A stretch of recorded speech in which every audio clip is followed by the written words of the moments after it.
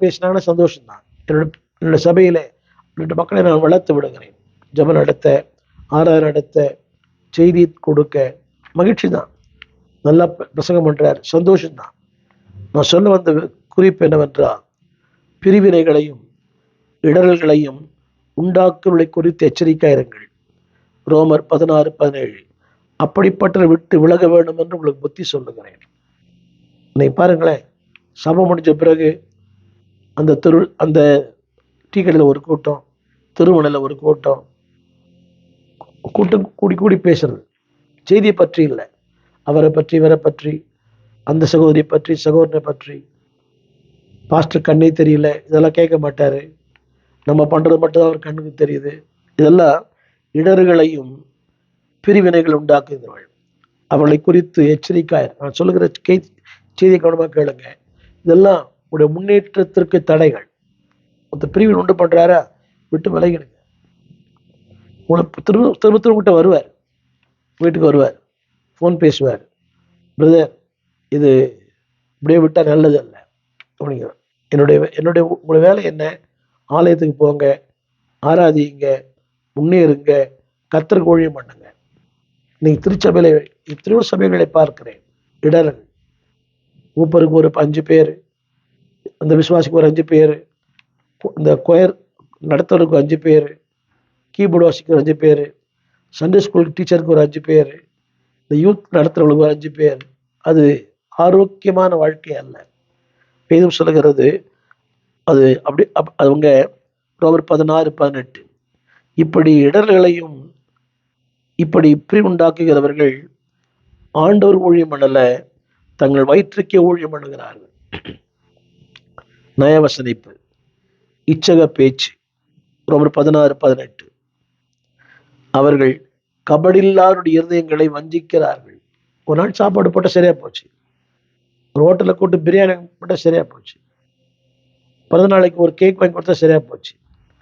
இதெல்லாம் நயவசனிப்பு. நிறைய பேர் நயவசனிப்பு தான் விரும்புகிறாங்க. சும்மா உண்மை இல்லை, உள்ளத்துல உண்மை இல்லை, ஒரு நயவசனிப்பு. உங்களுக்காக ஜெபம் பண்றேன், என்னுடைய உள்ளத்துல எப்பவுமே நீங்க இருக்கிறீங்க, உங்க நன்மைக்காக நான் சொல்றேன், உங்க உயர்வுக்காக சொல்றேன், நீங்க வருத்தப்படக்கூடாதுன்னு சொல்றேன், நாளைக்கு நீங்க கஷ்டப்படக்கூடாதுன்னு சொல்றேன். இதெல்லாம் நயவசனிப்பு. அடுத்த வார்த்தை இச்சக பேச்சு. எப்படிலாம் அட்ராக்ட் பண்ணணுமோ இதுல எல்லாரும் நான் விதிவிலக்கு அல்ல, நான் ஏமாந்துருக்கிறேன்.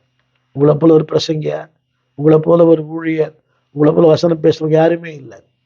ஆனால் அவங்க தான் எனக்கு ரொம்ப தீமை பண்ணவங்க, தூற்றி எழுதி மன உளைச்சல் உண்டு பண்ணவங்க. இச்சக பேச்சு. அடுத்த வசனம் போட்டுக்குது, அவர்கள் அடுத்தருடைய இருதயங்களை வஞ்சிக்கிறார்கள். நல்லா இருப்பார், அவர் நல்லா கொடுத்துட்டு இருப்பார், நீ ஏன் கொடுக்குற, அவருக்கு இல்லையா, அவருக்கு ஏன் நலமா இருக்குத, இல்லாதவங்களுக்கு கொடுங்க, ஏன் சபைக்கு கொடுக்குறீங்க, அவர் நிறைய இருக்குது. அதாவது கபடி இல்லாதவருடைய இருதயங்களை வஞ்சிக்கிறவர்கள். நல்லவங்க. ஏன் நீங்க ஏன் 2 பேரும் சபைக்கு போறீங்க, காலையில போனா போதாதா, மற்றவங்களாம் போறாங்களே, நீங்க ஏன் போறீங்க, மற்றவங்களாம் கொடுக்கல, நீங்க ஏன் கொடுக்குறீங்க, உங்களுக்கு மட்டும் ஏன் நக்கரை, என்ன உங்க தலைமையில சபை இருக்குது. இப்படிலாம் இந்த டிஸ்ட்ராக்ட் த பீப்புள். இப்படி என்ன செய்கிறார்கள்னா, கபடி இல்லாருடைய இருதயங்களை வஞ்சிக்கிறார்கள். இதைத்தான் ஆவியானவர் சொல்லுகிறார், ஒரே காரியத்தை பேசும், பிரிவினைகள் இல்லாமல். 1 கொரிந்தியர் 1:10. பிரிவினைகள் இல்லாமல் ஏக மனதும் ஏக யோசனையும் உள்ளவர்களாய் சீர்பொருந்தி இருக்கவும் வேண்டுமென்று இயேசுவின் நாமத்தினாலே உங்களுக்கு நான் புத்தி சொல்லுகிறேன். திரும்ப ஒரே காரியத்தை பேசவும். ஒரு ஊழியம் ஒரு காரியம் பேசுறாரு சொல்றாருன்னா அக்செப்ட் இட். அது ஆவியானுடைய கிரியை. ஒரு கூட்டம் வைக்கிறாரு, என்ன எப்ப பார்த்தா கூட்டம் வச்சுட்டே இருக்கிறீங்க, ஒரு விடுமுறை நாள் உபவாசம், என்ன விடுமுறை நாள் கூட எங்களை விட மாட்டீங்களா? திரும்ப சொல்கிறேன், ஒரே காரியத்தை பேசவும். 2வது, பிரிவினைகள் இல்லாமல் ஏக யோசனையும் உள்ளவர்களாய் சீர்பொருந்தியிருக்கவும் வேண்டும் என்று இயேசுவின் நாமத்தினால உங்களுக்கு புத்தி சொல்லுகிறேன். இந்த கேட்டுக்கொண்டிருக்கிற அன்பு தேவ பிள்ளைகளே, எல்லாருக்கும் தெரியும். அப்போஸ்தலர் நடபடிகள், ஒரே மனம், ஒரே இருதயம், ஒரே ஆவி. அதனாலதான் 3000 பேர், 5000 பேர். இன்றைக்கு ஒரே மனது இல்லையே, ஒரே மனசு இல்லை. குடும்ப ஜெபங்களோட பாருங்களேன், இந்த பாட்டு பாடலாம், உடனே அந்த அம்மா சொல்லுவாங்க, இந்த பையன் சொல்லுவாங்க இந்த பாட்டு வேண்டாம், உடனே அந்த பொண்ணு சொல்லுவாங்க இந்த பாட்டு வேண்டாம், இப்படி அந்த பாட்டு வேண்டாம், இந்த பாட்டு வேண்டாம், இந்த பாட்டு வேண்டாம், கடைசியில் எந்த பாட்டும் பாடுறதில்லை. குடும்பங்கள்ல கூட இன்னைக்கு அந்த பிரிவினையின் ஆவி. அப்பாவுக்கு ஒரு கூட்டம், அம்மாவுக்கு ஒரு கூட்டம், அந்த குடும்பம் உருப்படாது. திரும்ப சொல்லுகிறேன், ஏக யோசனை, ஏக மனது. அன்பானவர்களே, இது பவுலடியான் சொல்லுகிறான் 1:11, என் சகோதரரே, உங்களுக்குள்ளே வாக்குவாதம் உண்டு என்று குலோயாவில் வீட்டாரால் உங்களை குறித்து எனக்கு அறிவிக்கப்பட்டது. உங்களுக்குள்ளே வாக்குவாதங்கள், நீங்க எவ்வளவு டிஸ்பியூட் தெரியுங்களா? பிரசங்கம் பண்ணினே இருக்கிறோம், அங்க ஒரு தம்பி கவுண்டர் கொடுக்கிறார். ஒரு சின்ன பையன், ஒரு வளர்ந்தவர் அல்ல, சத்தியம் தெரியாது, இப்பதான் ஊழியத்து வந்திருக்கிறார். ஒரு வசனம் பேசும்போது அங்கிருந்து ஒரு கவுண்டர் கொடுத்துட்டு இருக்கிறார். இதெல்லாம் தன்னை அதிக ஞானி என்று எண்ணிக்கொள்வது. இன்னைக்கு பிரிவினை நிறைய. 1 கொரிந்தியர் 1:12, நான் பவுலை சார்ந்தவன், நான் அப்போலோவை சார்ந்தவன், நான் கேபாவை சார்ந்தவன், நான் கிறிஸ்துவை சார்ந்தவன். இது நன்மைக்கு ஏதுவல்ல, தீமைக்கே ஏதுவான. எனவே பிரிவினையின் ஆவி வேண்டாம். பவுலடியான் சொல்லுகிறான் 1:11-18, நீங்கள் சபையிலே கூடி வந்திருக்கும் போது உங்களில் பிரிவினைகள் உண்டென்று அறிந்திருக்கிறேன், அவைகளில் சிலவற்றை நம்புகிறேன். யோசித்து பாருங்கள். ஆண்டவர் இயேசு அழகாய் சொன்னார், தனக்குத்தானே பிரிந்திருக்கிற எந்த ராஜ்யமும் பாழா போகும், தனக்குத்தானே விரோதமாய் பிரிந்திருக்கிற எந்த பட்டணமும் நிலை நிற்காது. 2 வார்த்தைகள், பாழாய் போகும், நிலை நிற்காது. என்னை கேட்டுக்கொண்டிருக்க அன்பான தேவ பிள்ளையே, ஒரு சபையை பிரிக்காதீங்க, ஒரு ஊழியத்தை பிரிக்காதீங்க, ஒரு குடும்பத்தை பிரிக்காதீங்க. அப்படி பிரிச்சிங்கன்னா வேதம் சொல்லுகிறது, உங்கள் வீடு பாழாய் போகும். 2வது, உங்கள் வீடு நிலை இருக்காது. நான் வீடு என்று சொல்வது உங்கள் குடும்பம், உடைய எதிர்காலம், உடைய திட்டங்கள். திரும்ப சொல்லுகிறேன், பாழாய் போகும். மத்தேயு 12:25. 2வது, நிலை நிற்காது. நீ நினைக்கலாம் வெற்றி பெற்று விட்டேன், உங்களுக்கு ஒரு 5 பேர் சேர்த்துக்கலாம் அப்சலோம் மாதிரி. ஆனா அப்சலோம் முடிவு உங்களுக்கு தெரியும், பாழாய் போகும், நிலை நிற்காது. Be careful. அடுத்த வார்த்தை இதைத்தானோட சொன்னார் ரட்சகர் இயேசு, நீங்கள் எல்லாரும் ஒன்றாய் இருக்கவும், நீர் என்னை அனுப்பினதை உலகம் விசுவாசிப்பதற்காக நீர் என்னிலேயும் நான் உம்மில் இருக்கிறதையும் இவள் எல்லாரும் ஒன்றாய் இருக்கும்படி வேண்டிக் கொள்ளுகிறேன். இன்னைக்கு அந்த ஒன்றாய் இருக்க வேணும் என்கிற எந்த சிந்தை இல்லை சபையில். சின்ன சபை, அதுல 10 குரூப், அரசியல் கட்சி கூட இன்னைக்கு இருக்குது, அவருக்கு வேண்டி இவருக்கு வேண்டியவர். இது சபை சங்கம் அல்ல. எனவே என்னை கேட்டுக்கொண்டிருக்கிற அன்பான தேவ பிள்ளையே, இந்த பிரிவினையின் ஆவி ஆபத்தானது. திரும்ப சொல்லுகிறேன், இந்த என்னைக்கு அந்த பிரிவினை உள்ள வருதோ, you cannot be move forward. பிரிவினை உள்ள வந்துட்டாலே, இன்றைக்கு there is unity in diversity, வேற்றுமையில் ஒற்றுமையா இருக்கிறோம் இல்லை. அதாவது ஒற்றுமையிலும் வேற்றுமை இருக்கலாம், எல்லாரும் ஏற்றுக்கொள்ள முடியாது. திருச்சபையில வித்தியாசமான மக்கள், வித்தியாசமான கலாச்சாரம், வித்தியாசமான பின்னணி, ட்ரை டு பி ஒன். இதைத்தான் ஆண்டவர் சொன்னார், அவள் எல்லாரும் ஒன்றாய் இருக்கவும். அது கடினம் என்று தெரியும். யோசித்து பாருங்கள், ஒரு வீட்டில் பிறந்த 2 பிள்ளைகள் ஒத்துமையா இல்லையே. லூக்கா 15ஆம் அதிகாரம், ஆதியாகமத்து புஸ்தகம், காயின் ஆபேல். ஒரு குடும்பத்தை பிறந்த 2 பிள்ளைகள் ஒற்றுமையா இருக்க முடியல. அது எல்லா குடும்பங்களிலும் உண்டு. ஆனா தேவன் பல சபை என்பது பல தரப்பட்ட மக்கள், பல ஜாதி, பல மொழி, பல இனம், பல கலாச்சாரம், பல பின்னணி. ஆண்டவர் சொல்கிற வார்த்தை யோவான் 12:21, எல்லாரும் ஒன்றாயிருக்க, எண்ணங்களிலே, சிந்தைகளிலே, பேச்சிலே, வாழ்க்கையிலே ஒன்றாயிருக்க. இதனாலே அவர்கள் எல்லாரும் நம்மில் ஒன்றாயிருக்கும்படி வேண்டிக் கொள்ளுகிறேன். நீர் என்னிலேயும் நான் உண்மையிலேயும் இருக்கிறது போல. அன்பான தேவப்பிள்ளை, கடினமான ஒன்றுதான், ஆனாலும் முயற்சி பண்ணுவோம். அதாவது ஏற்றுக்கொள்ள, மனதார ஏற்றுக்கொள்ளுங்க.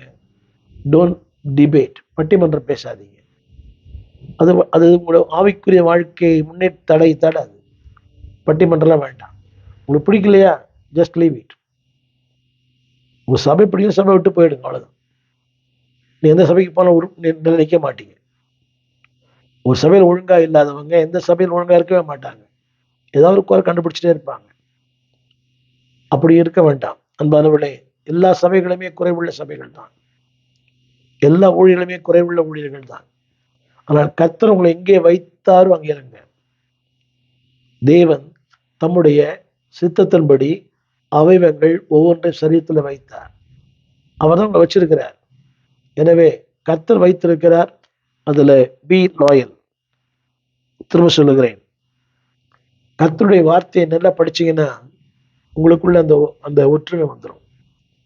திருச்சபை, அதாவது முன்னேற்றத்திற்கான அடுத்த தடை எக்ஸ்ட்ரீமிசம். அதாவது எண்ணுவதற்கு மிஞ்சி தன்னை எண்ணிக்கொள்வர். எக்ஸ்ட்ரீமிசம் என்ற வார்த்தைக்கு, அதாவது தன் சக்திக்கு மிஞ்சி அவர்கள் தன்னை எண்ணிக்கொள்வது, சக்திக்கு மிஞ்சி காரியங்களை செய்வது. இப்படி சொன்னா அவங்களுக்கு புரியும். அது ஒரு பரிசேயரின் ஆவி. வாசிக்கிற கேளுங்கள், மத்திய 23:23. வேத பாரகரே, பரிசேயரே, உங்களுக்கு ஐயோ, நீங்கள் ஒற்றலாமையிலும் வெந்தயத்திலும் சீரகத்திலும் தசமாக செலுத்தி நியாயப்பிரமாணத்திற்கு கற்பித்திருக்கிற விசேஷமாகிய நீதியும் இரக்கத்தையும் விசுவாசத்தை விட்டு விட்டீர்கள். இவைகளையும் செய்ய வேண்டும், அவைகளை விடாது இருக்க வேண்டும். இதுதான் எக்ஸ்ட்ரீம். இன்னைக்கு சில பேர் ரொம்ப எக்ஸ்ட்ரீமா இருப்பாங்க. ரொம்ப எக்ஸ்ட்ரீம். அது தப்பு, இது தப்பு, இது தவறு, இது தவறு. ஓவர் பக்தி தேவை. திரும்ப சொல்லுகிறேன், தசமமாக செலுத்துறீங்க, ஆனால் நீதி இல்லை, இரக்கம் இல்லை, விசுவாசம் இல்லை. திரும்ப சொல்லுகிறேன், ஏகப்பட்ட உபவாசம், ஒரே அந்நிய பாஷை வெளுத்து வாங்கிறது, ஆனால் நீதி இல்லை. இந்த சின்ன கேள்வி, திருச்சபைக்கு போகிற சகோதரியே, சகோதரன், நீதி இருக்குதா? உன் சம்பாத்தியம் நீதியான சம்பாத்தியம் தானா? உன்னுடைய வரவு செலவு நீதியானது தானா? நீ செலவு பண்றியே, இது நீதியானது தானா? ஊன நீதியா நீ பண்றியா? குடும்ப உறவுகள் நீதியா இருக்கிறீங்களா? அதிகமான இந்த பார்ஷியாலிட்டி, ஒருவரை விரும்புறீங்க, இன்னொருத்தரை விரும்பல. திருச்சபையில கூட எல்லாம் நேசிக்கிறீங்களா? இல்லையே. வேதம் சொல்லுகிறது, எல்லாம் பண்றீங்க, ஆனா நீதி இல்லை வாழ்க்கையில. குடும்பங்களோட பாருங்களேன், நல்லா தெரியும் அது அநீதி, ஆனா அந்த அநீதிக்கு தான் சப்போர்ட் பண்றாங்க. ஏன்னா அதனால அவங்களுக்கு ஒரு லாபம் உண்டு. நல்லாவே தெரியும் அவர் தவறு செய்கிறார், அந்த அம்மா தவறு பண்றாங்க, நல்லாவே தெரியும். But they support. ஏன்னா they get some benefits. வேண்டாம், அப்படிப்பட்ட இழிவான ஆதாயம் உங்களுக்கு வேண்டாம். திரும்ப சொல்கிறேன், ஒருத்தர் நிறைய கொடுக்கிறார். எப்படி கொடுக்கிறாரு? நிறைய சம்பாதிக்கிறார். அவுட் ஆஃப் வெல் நிறைய சம்பாதிக்கிறார், எனவே நிறைய கொடுக்கிறார். கொடுப்பதை வைத்து ஒருத்தரை அளக்கக்கூடாது. எனக்கு நிறைய பேர் தெரியும், they give more. நான் எப்படின்னு யோசித்து பார்த்தேன். ஆனா அவங்களுடைய எல்லாமே இல்லீகல், எல்லாமே தவறான ஆதாயம், தவறான உறவுகள், தவறான சம்பாத்தியம். கொடுப்பது பெருசு இல்லை. அவன் சொல்லுகிறார், நீதியா இருக்கணும், ரெண்டாவது இரக்கம் இருக்கணும், மூன்றாவது விசுவாசம் இருக்கணும். அன்பான கர்த்தர் பிள்ளைகளே, டோன்ட் பி எக்ஸ்ட்ரீமிஸ்ட். அதாவது இப்படி சொன்னவங்களுக்கு புரியும். குருடரான வழிகாட்டிகள், மத்திய 23:24. கொசு இல்லாதபடி வழிகட்டி ஒட்டகத்தை விழுங்குவது. பாருங்க, சின்ன சின்ன காரியங்கள உண்மை இல்லை, ஆனா பெரிய காரியம் எதிர்பார்ப்பது. எக்ஸ்ட்ரீமிஸ்ட் என்ற வார்த்தைக்கு இதான் அர்த்தம். அதாவது அன்பிளஸிங் டு காட், தேவனுக்கு விருப்பம் இல்லாத காரியங்கள். சில பேர் ரொம்ப எக்ஸ்ட்ரீமாக இருப்பாங்க பாருங்களேன். ஓவர் உபவாசம், ஓவர் பக்தி, நிறைய பேர் சொல்லிகிட்டே போகலாம். சில சொல்லக்கூடாது, ரொம்ப எக்ஸ்ட்ரீம். குடும்ப உறவுகளில் கூட, கணவன் மனை உறவுகளில் கூட எக்ஸ்ட்ரீம். இந்த திருச்சபையோட சொல்லி கொடுக்குறாங்க, இப்படி இருக்கணும் அப்படி இருக்கணும். அது தவறு. Don't be extremist. அதாவது வேதம் சொல்லுகிற கிறிஸ்தவனாய் இருங்கள், நீங்கள் விரும்புகிற கிறிஸ்தவனாய் வேண்டாம். வேதம் என்ன சொல்லுகிறதோ அப்படிப்பட்ட கிறிஸ்தவனா இருங்க. மத்திய 23:24 ஆண்டவர் சொன்னார், 27 கூட. அதாவது எக்ஸ்ட்ரீமிஸ்ட் சொன்னால் வெள்ளடிக்கப்பட்ட கல்லறை, புறம்பே அலங்காரம், ஆனால் உள்ளேயோ மரித்தவளுடைய எலும்புக்கூடு, சகல அசுத்தம். நிறைய அப்படித்தானே. நிறைய பேர் உடை அலங்காரம் நல்லது, இந்த வெள்மஸ்தர் நல்லது, ஆனால் உள்ளே வெள்ளையா இருக்கணுமே. கெட்ட வார்த்தை பயங்கரமா பேசுறாங்க. திரும்ப சொல்லுகிறேன், கர்த்தர் சொன்னார் 21:27 ஆண்டவர், வெள்ளடிக்கப்பட்ட கல்லறை கோப்பா இருக்கிறீர்கள், புறம்பே இந்த பூனையும் பால் குடிக்குமா? என் முழு உள்ளத்தோடு ஆராதிப்பே, முழு பலத்தோடு அன்பு கூறுவே. ஆராதனை ஆராதனை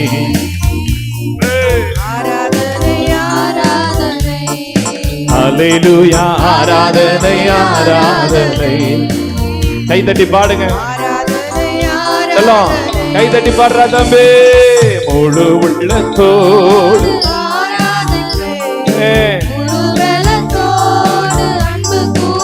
அவர் அங்க உட்கார சொல்லுங்க, அங்க உட்காந்து, அங்க உட்காந்து, அங்க உட்காந்து. எப்பா தப்பு சொன்னார். எபினேசரே எபினேசரே, ஆண்டு முழுதும் உதவி நீரே. எபினேசரே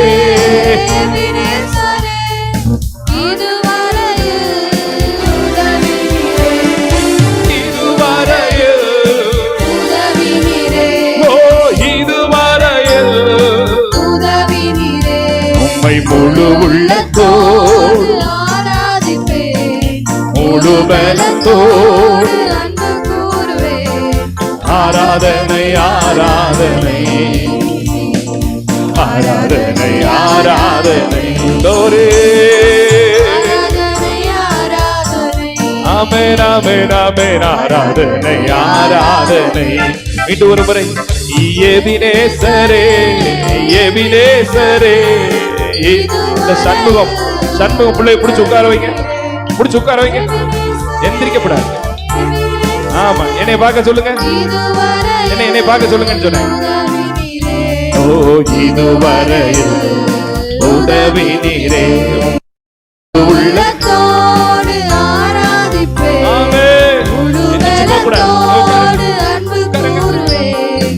ஆராதனையா. சின்ன பிள்ளைங்க பெரியவங்க வாலிப பிள்ளைங்க கை தட்டி. அப்படிதான் அப்படிதான். நன்றி ஆவியானவரே, கை தட்டி பாடுங்க. யெகோவா ரப்பா யெகோவா ரப்பா, சுகம் தந்தீரே இந்த ஆண்டு முழுவதும். யெகோவா ரப்பா யெகோவா ரப்பா, சுகம் தந்தீரே. நன்றி ஐயா, சுகம் தந்தீரே. நன்றி ஐயா, சுகம் தந்தீரே. யெகோவா ரப்பா யெகோவா ரப்பா, சுகம் தந்தீரே. ஆமென். யெகோவா ரப்பா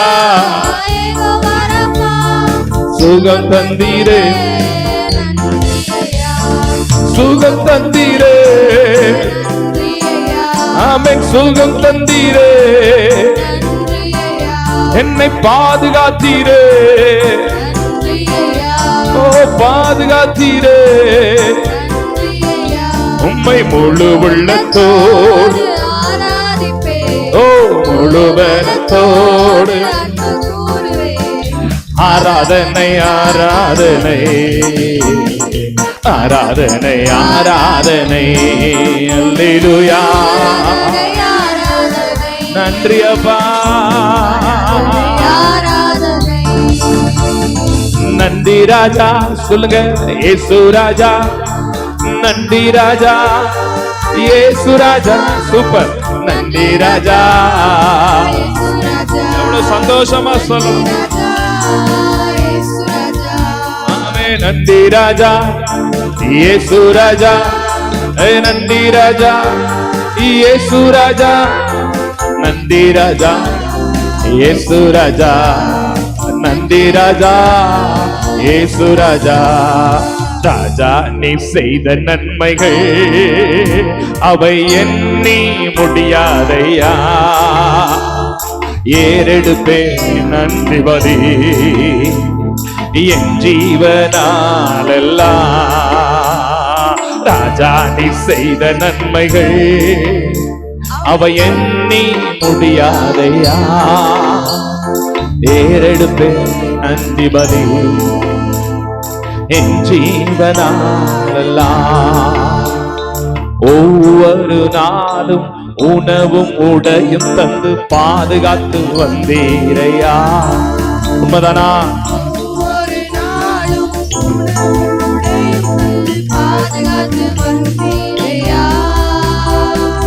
உடல் சுகம் தந்து ஒரு குறைவின்றி வழி நடத்தி வந்தீரையா. உடல் சுகம் தந்து ஒரு குறைவின்றி வழி நடத்தி வந்தீரையா. நன்றி ராஜா, இயேசு ராஜா. ஓ நன்றி ராஜா,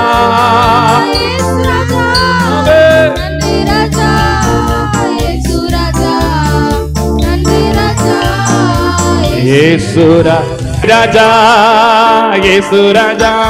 ஒரு நன்றி ராஜா.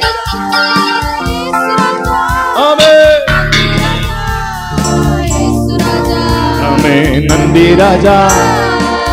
சத்தமா கை தட்டி நன்றி ராஜா, நன்றி ராஜா, இயேசு ராஜா, இயேசு ராஜா. நன்றி ராஜா, நன்றி ராஜா, இயேசு ராஜா. ஓஹோ நன்றி ராஜா, இயேசு ராஜா. நன்றி ராஜா, ராஜா, இயேசு ராஜா. glory.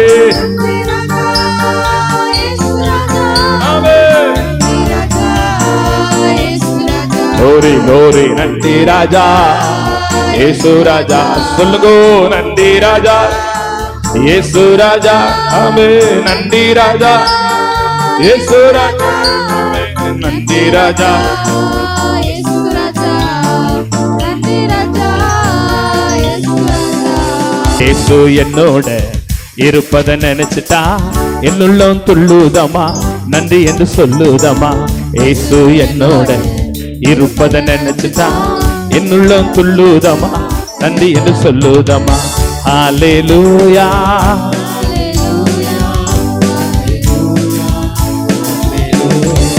ஹல்லேலூயா, ஹல்லேலூயா, ஹல்லேலூயா, ஹல்லேலூயா. கவலை கண்ணீரெல்லாம் கம்ப்ளீட்டா மறையுதமா.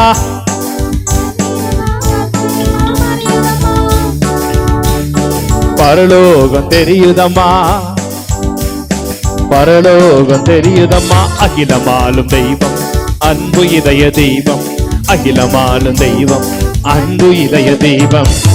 இயேசு என்னோட இருப்பத நினைச்சுட்டா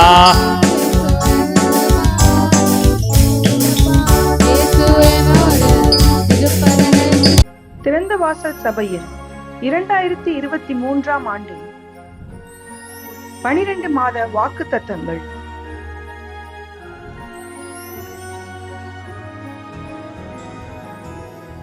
ஜனவரி மாத வாக்குத்தத்தம் சங்கீதம் 125:2. கர்த்தர் இது முதல் என்றென்றைக்கும் தம்முடைய ஜனத்தை சுற்றிலும் இருக்கிறார். பிப்ரவரி மாத வாக்குத்தத்தம் சங்கீதம் 84:7. அவர்கள் பலத்தின் மேல் பலம் அடைந்து சியோனிலே தேவ சந்நிதியில் வந்து காணப்படுவார்கள். மார்ச் மாத வாக்குத்தத்தம் 1 ராஜாக்கள் 17:9. உன்னை பராமரிக்கும் தேவன். ஏப்ரல் மாத வாக்குத்தத்தம் நாகும் 1:8. புரண்டு வருகிற வெள்ளத்தினால் சர்வ சங்காரம் பண்ணுவார், இருள் அவர் சத்துருக்களை பின்தொடரும். மே மாத வாக்குத்தத்தம் 1 சாமுவேல் 14:6. கர்த்தர் நமக்காக ஒரு காரியம் செய்வார். ஜூன் மாத வாக்குத்தத்தம் புலம்பல் 3:23. அவைகள் காலைதோறும் புதியவைகள், உமது உண்மை பெரிதாயிருக்கிறது. ஜூலை மாத வாக்குத்தத்தம் என்னாகமம் 10:29. உங்களுக்கு தருவேன் என்று கர்த்தர் சொன்ன ஸ்தலத்துக்கு நாங்கள் பிரயாணம் போகிறோம், நீயும் எங்களோட கூட வா, உனக்கு நன்மை செய்வோம், கர்த்தர் இஸ்ரவேலுக்கு நல்ல வாக்குத்தத்தம் பண்ணியிருக்கிறார் என்றான். ஆகஸ்ட் மாத வாக்குத்தத்தம் யோசுவா 1:6. பலம் கொண்டு திடமனதாயிரு, இந்த ஜனத்தின் பிதாக்களுக்கு நான் கொடுப்பேன் என்று ஆணையிட்ட தேசத்தை நீ இவர்களுக்கு பங்கிடுவாய். செப்டம்பர் மாத வாக்குத்தத்தம் சங்கீதம் 27:1. கர்த்தரின் வெளிச்சமும் என் இரட்சிப்புமானவர், யாருக்கு பயப்படுவேன்? கர்த்தரின் ஜீவனின் பலனானவர், யாருக்கு அஞ்சுவேன்? அக்டோபர் மாத வாக்குத்தத்தம் ஏசாயா 40:31. கர்த்தருக்கு காத்திருக்கிறவர்களோ புது பலன் அடைந்து கழுகுகளைப் போல செட்டைகளை அடித்து எழும்புவார்கள். அவர்கள் ஓடினாலும் இளைப்படையார்கள், நடந்தாலும் சோர்ந்து போகார்கள். நவம்பர் மாத வாக்குத்தத்தம் சகரியா 6:13. அவரே கர்த்தருடைய ஆலயத்தை கட்டுவார், அவர் மகிமை பொருந்தினவராய் தம்முடைய சிங்காசனத்தின் மேல் வீற்றிருந்து ஆளுகை செய்வார், தம்முடைய சிங்காசனத்தின் மேல் ஆசாரியராயும் இருப்பார். இவ்விரண்டின் நடுவாக சமாதானத்தின் ஆலோசனை விளங்கும். டிசம்பர் மாத வாக்குத்தத்தம் ஏசாயா 9:2. இருளில் நடக்கிற ஜனங்கள் பெரிய வெளிச்சத்தை கண்டார்கள், மரண இருளின் தேசத்தில் குடியிருக்கிறவர்களின் மேல் வெளிச்சம் பிரகாசித்தது.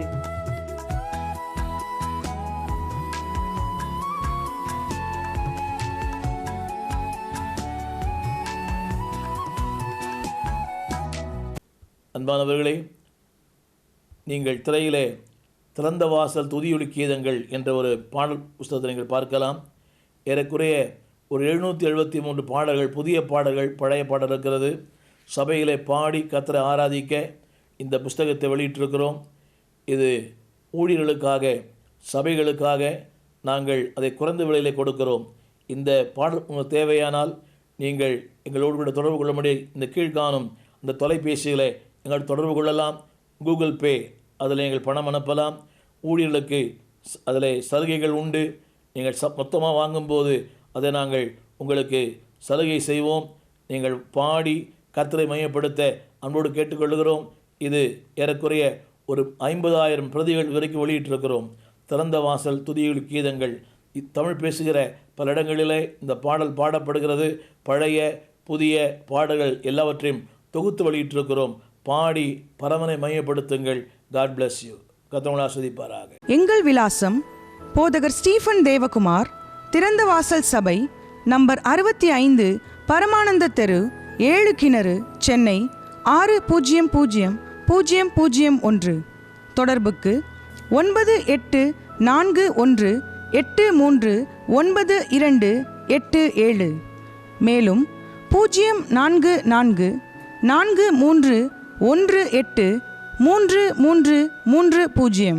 எங்கள் மின்னஞ்சல் stephen.opendoor@gmail.com. எங்கள் தேவ செய்திகளை யூடியூப் சேனலில் பார்த்து பயனடையுங்கள்.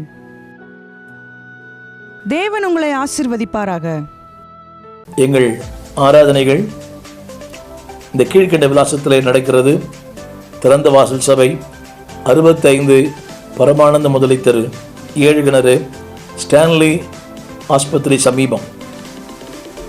பாரதியார் மகளிர் கலைக்கல்லூரிக்கு பக்கத்தில் ஸ்டான்லி ஹாஸ்பிட்டல் பக்கத்தில் திறந்த வாசல் சபை. ஒவ்வொரு ஞாயிற்றுக்கிழமை காலை 8 மணி முதல் 10 வரை, மாலை 6 மணிலிருந்து 8 வரை விடார நடக்கிறது. பங்கு பெறுங்கள். ஒரு நாளும் செவ்வாய்க்கிழமை 12 மணிக்கும் வெள்ளிக்கிழமை 12 மணிக்கும் ஜெபம் நடக்கிறது. வாருங்கள், பங்கு பெறுங்கள். தேவ வார்த்தையை கேட்டு தேவனை மகிமைப்படுத்துங்கள். God bless you.